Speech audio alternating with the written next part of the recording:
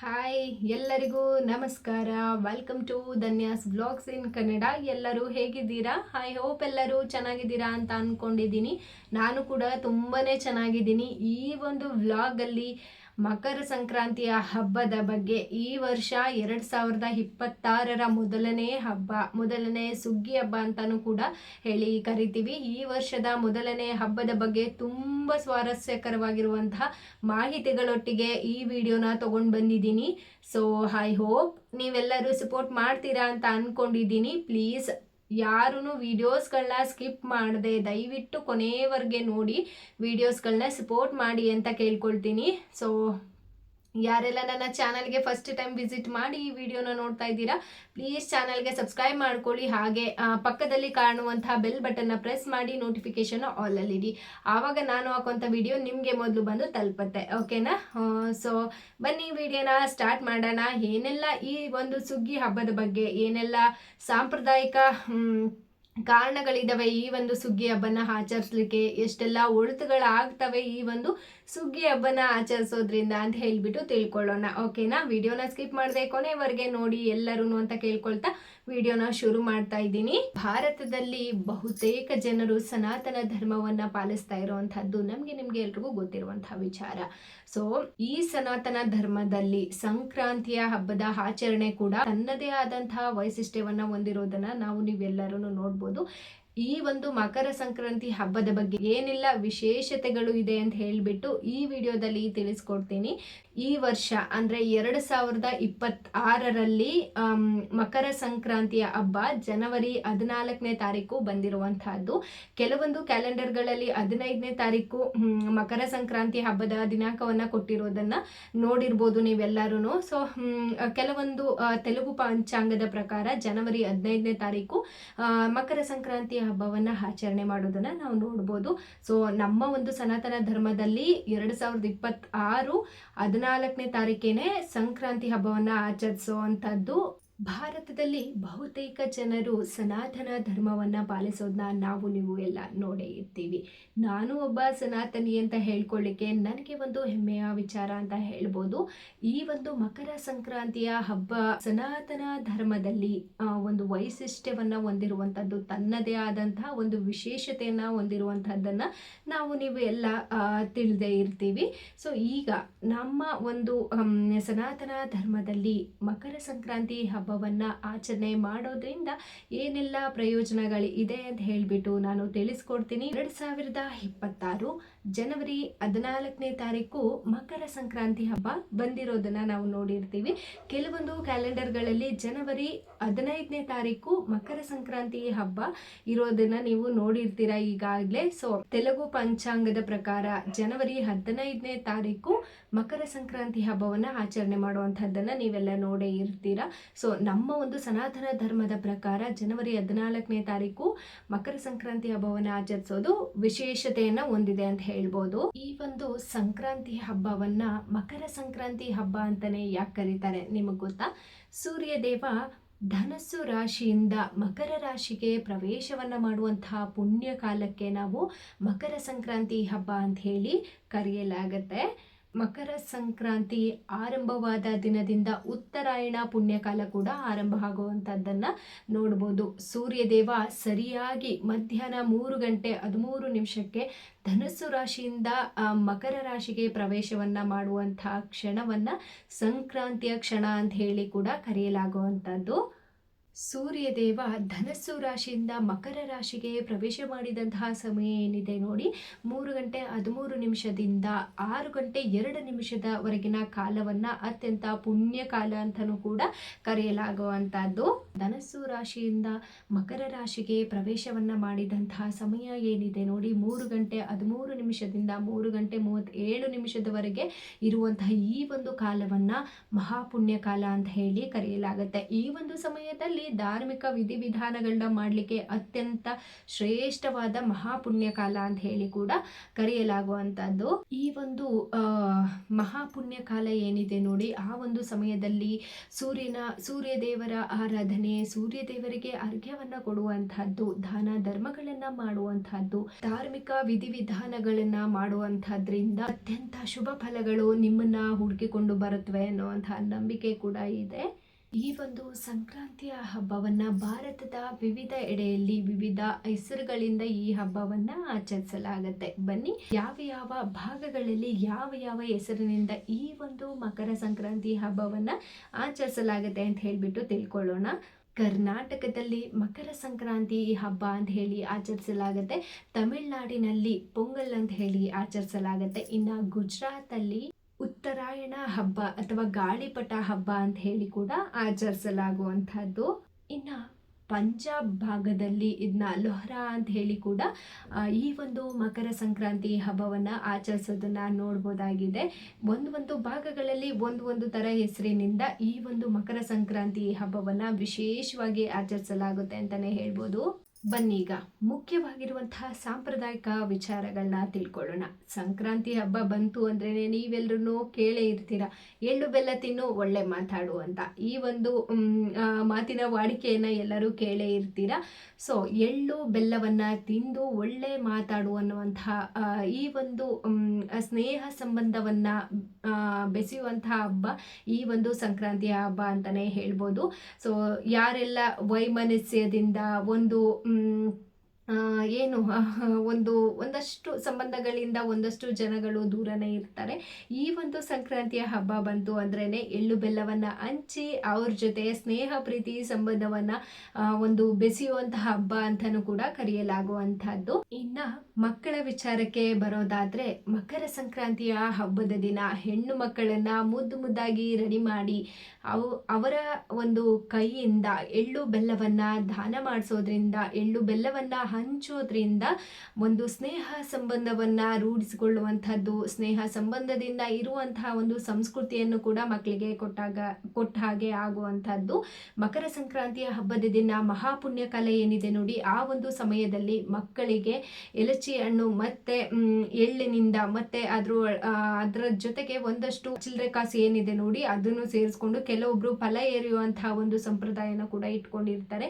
ಈ ಒಂದು ಫಲ ಏರಿಯುವಂತಹ ಒಂದು ಪದ್ಧತಿಯಿಂದ ಮಕ್ಕಳಿಗೆ ಬಾಲರಿಷ್ಟ ಅನ್ನೋದು ಏನಾಗಿರುತ್ತೆ ನೋಡಿ, ಬಾಲಗ್ರಹ ಪದೇ ಪದೇ ಬೆಚ್ಚಿ ಬೀಳ್ತಾ ಇರುವಂತಹದ್ದು, ಈ ತರ ಸಮಸ್ಯೆಗಳಿಂದ ಹೊರಗೆ ಬರ್ಬೋದು ಅನ್ನುವಂಥದ್ದು ಕೂಡ ಪ್ರತೀತಿಯಲ್ಲಿ ಇರುವಂತಹದ್ದು. ಮಕರ ಸಂಕ್ರಾಂತಿಯ ಹಬ್ಬದ ದಿನ ಎಳ್ಳು ದೀಪವನ್ನ ಆರಾಧನೆಯನ್ನ ಮಾಡೋದ್ರಿಂದ ಮಕ್ಕಳಿಗೆ ಆಯುಷ್ಯ ಆರೋಗ್ಯ ವೃದ್ಧಿ ಆಗುತ್ತೆ ಅನ್ನೋದು ಕೂಡ ನಂಬಿಕೆಯಲ್ಲಿ ಇರುವಂತಹದ್ದು. ಸೊ ಇದಿಷ್ಟು ಮಕ್ಕಳಿಗೆ ನಾವು ಸಂಸ್ಕಾರವನ್ನು ಹೇಗೆ ಹೇಳ್ಕೊಡ್ಬೇಕು, ಮಕ್ಕಳಿಗೆ ಅವ್ರಿಗೆ ಆಗುವಂತಹ ತೊಂದರೆಗಳಿಂದ ನಾವು ಹೇಗೆಲ್ಲ ಪ್ರೊಟೆಕ್ಟ್ ಮಾಡ್ಬೋದು ಅನ್ನೋದ್ರ ಬಗ್ಗೆ ತಿಳ್ಕೊಂಡ್ರೆ, ಈಗ ಇವತ್ತಿನ ಮಕರ ಸಂಕ್ರಾಂತಿಯ ಹಬ್ಬದ ದಿನದ ವಿಶೇಷ ಅಡುಗೆಗಳ ಬಗ್ಗೆ ತಿಳಿಸ್ಕೊಡ್ತೀನಿ. ವಿಶೇಷವಾಗಿ ಮಕರ ಸಂಕ್ರಾಂತಿಯ ಹಬ್ಬದ ದಿನ ಸಿಹಿ ಪೊಂಗಲ್ ಅಂತ ಏನು ಹೇಳಿ ಕರೀತಾರೆ ಅಲ್ವಾ. ಸೊ ಆ ಒಂದು ಅಡುಗೆ ತುಂಬ ವಿಶೇಷವಾಗಿರುವಂಥದ್ದು. ಮತ್ತು ಕೆಲವೊಬ್ರು ಹಲಸಂದೆ ಕಾಳು ಕುಂಬಳಕಾಯಿ ಬಳಸ್ಕೊಂಡು ಅಡುಗೆಯನ್ನು ಮಾಡುವಂಥದ್ದು ತುಂಬ ವಿಶೇಷವಾದ ಅಡುಗೆ ಅಂತ ಹೇಳ್ಬೋದು ಈ ಒಂದು ಮಕರ ಸಂಕ್ರಾಂತಿಯ ಹಬ್ಬದ ದಿನ. ಇನ್ನು ಉತ್ತರ ಕರ್ನಾಟಕದ ಕಡೆಯಲ್ಲಿ ವಿಶೇಷವಾಗಿ ರೊಟ್ಟಿ ಮತ್ತು ಅಲಸಂದೆ ಕಾಳಿನ ಪಲ್ಯವನ್ನು ವಿಶೇಷವಾಗಿ ಅಡುಗೆಯನ್ನು ಮಾಡುವಂಥದ್ದನ್ನು ನಾವು ನೋಡ್ಬೋದಾಗಿದೆ. ಸಾಮಾನ್ಯವಾಗಿ ಹಬ್ಬ ಬರ್ತಾ ಇದೆ ಅಂದ್ರೇ ಹೆಣ್ಣು ಮಕ್ಕಳಿಗೆ ತುಂಬ ಸಡಗರ ಸಂಭ್ರಮ. ನಾನಂತೂ ನಮ್ಮ ಮನೆಯಲ್ಲಿ ಹಬ್ಬ ಬರ್ತಾ ಇದೆ ಅಂದರೆ ನನ್ನ ಮೇನ್ ಫೋಕಸ್ ಯಾವಾಗ್ಲೂ ರಂಗೋಲಿ ಮೇಲೆ ಇರ್ತಾ ಇತ್ತು ಮತ್ತು ದೇವ್ರ ಪೂಜೆ ಮೇಲೆ ಇರ್ತಾ ಇತ್ತು. ಇನ್ನು ಮಿಕ್ಕ ಯಾವುದೇ ಕೆಲಸ ಮಾಡಲಿಕ್ಕೆ ಅಷ್ಟು ಇಷ್ಟಪಡ್ತಾ ಇರಲಿಲ್ಲ ನಾನು. ಸೊ ಹಬ್ಬ ಬಂತು ಅಂದ್ರೇ ತುಂಬ ತುಂಬ ತುಂಬ ಸುಂದರವಾಗಿರುವಂತಹ ರಂಗೋಲಿಗಳನ್ನ ಹಾಕೋದು ನಮ್ಮೆಲ್ಲ ಹೆಣ್ಣು ಮಕ್ಕಳಿಗೆ ತುಂಬ ಖುಷಿ ವಿಚಾರ ಅಂತ ಹೇಳ್ಬೋದು.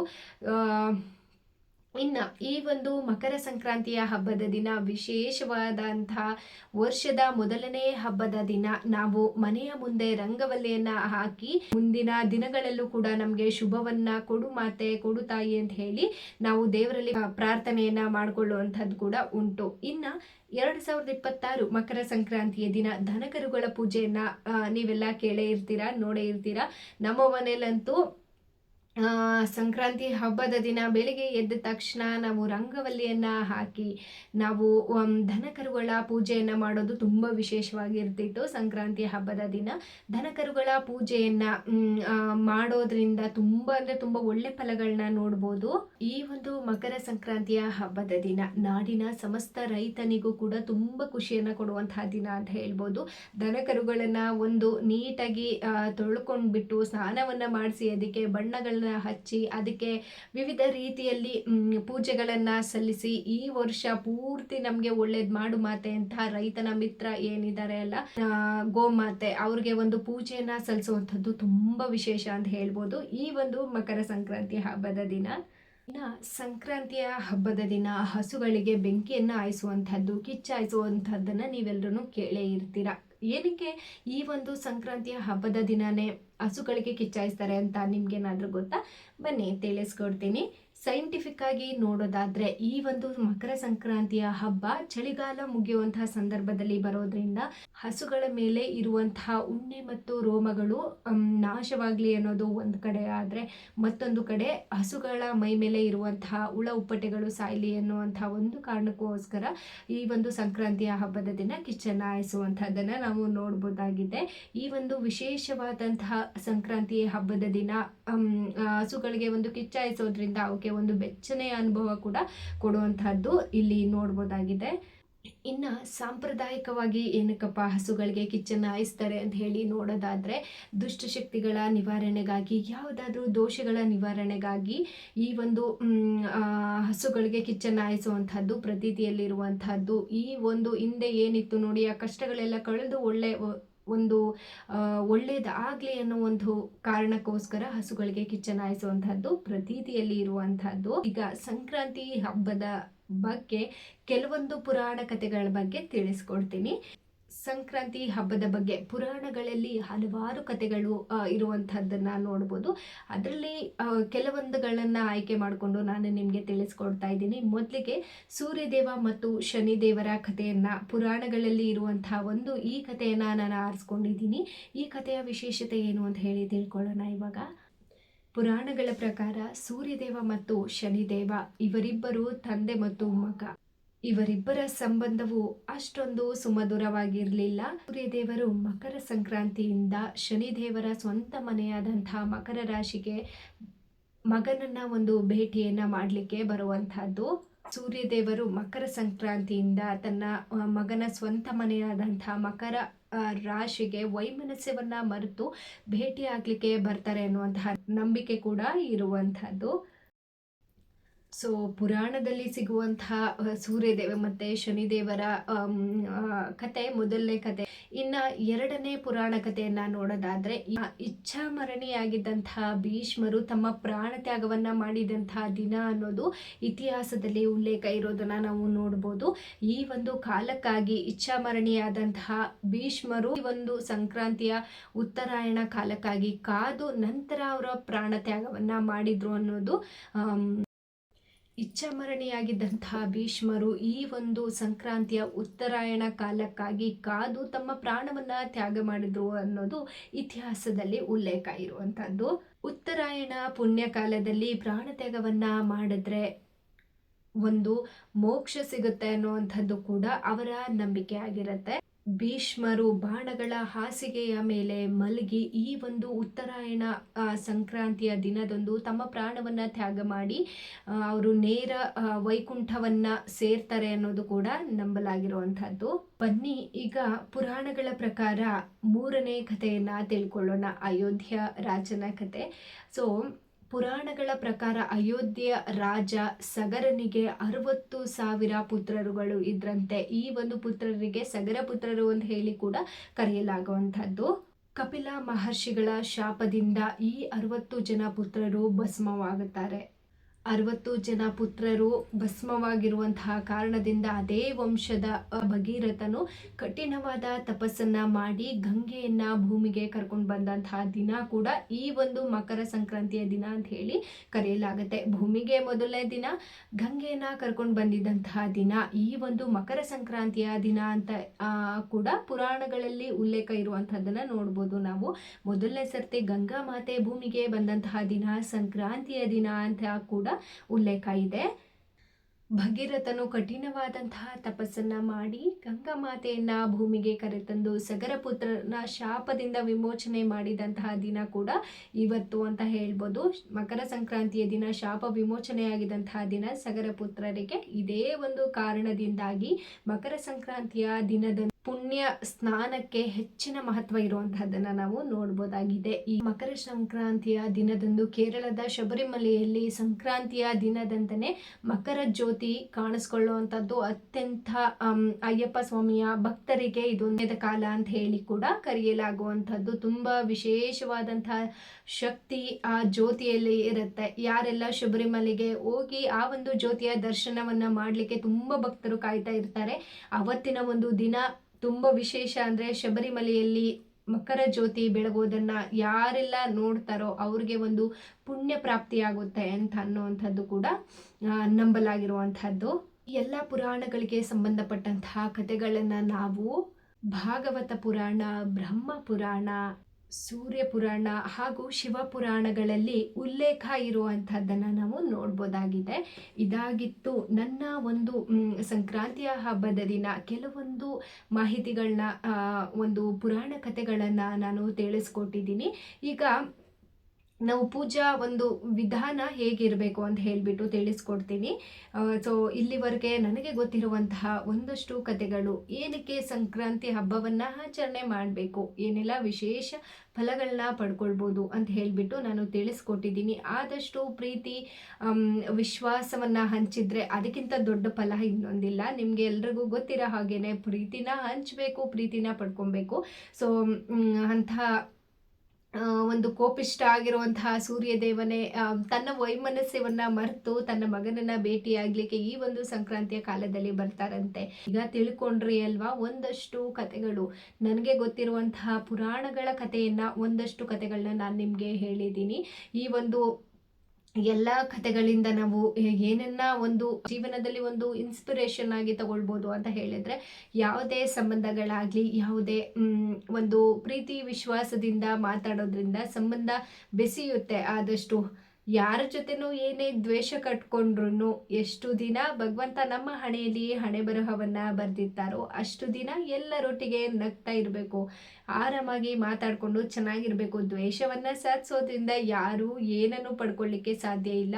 ದ್ವೇಷವನ್ನ ಹಂಚಿದ್ರೆ ಮತ್ತೆ ರಿಟರ್ನ್ ನಿಮಗೆ ಅಷ್ಟು ಒಳ್ಳೆ ಫಲಗಳು ಸಿಗೋದಿಲ್ಲ. ಅದೇ ಪ್ರೀತಿನ ಹಂಚು ನೋಡಿ 4 ಜನಕ್ಕೆ. ಆ ಒಂದು ಪ್ರೀತಿ ನಿಮ್ಮ ಒಂದು ನೀವೇನು ಪ್ರೀತಿನ ಹಂಚ್ತೀರಲ್ಲ, ಆ ಪ್ರೀತಿ ನಿಮಗೆ ರಿಟರ್ನ್ ಆಗಿ ಒಂದು ಒಳ್ಳೆ ರೀತಿಯಲ್ಲಿ ಬರುವಂಥದ್ದು ಈ ಒಂದು ಹಬ್ಬವನ್ನು ಆಚರಣೆ ಮಾಡೋದ್ರ ಮುಖಾಂತರ ಶುರುವಾಗಲಿ ಅನ್ನೋದು ನನ್ನ ಎಲ್ಲ ವ್ಯೂವರ್ಸ್ಗೆ ನಾನು ಕೇಳ್ಕೊಳ್ಳುವಂತಹ ಕೋರಿಕೆ.